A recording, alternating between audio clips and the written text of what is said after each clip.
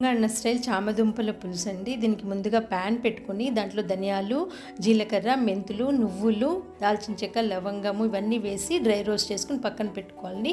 2 table spoon శనగపిండి కూడా dry roast చేసుకుని పక్కన పెట్టుకోవాలి. మూకుడు పెట్టుకుని 2 టేబుల్ స్పూన్ ఆయిల్ వేసి ఆవాలు, జీలకర్ర, ఇంగువ, ఎండుమిరపకాయలు, కరివేపాకు వేసి వేయించుకోవాలి. తర్వాత 4 ఉల్లిపాయలు సన్నగా కట్ చేసి పెట్టుకుని వాటిని కూడా పచ్చిదనం పోయేట్టుగా బాగా వేయించుకోవాలి. ఒక 2 పచ్చిమిరపకాయలు కూడా యాడ్ చేసుకోవాలి. ఒక స్పూన్ అల్లం వెల్లుల్లి పేస్టు, ఒక స్పూను ఉప్పు, పావు స్పూను పసుపు, ఒక స్పూన్ కారము వేసుకుని బాగా కలియబెట్టుకోవాలి.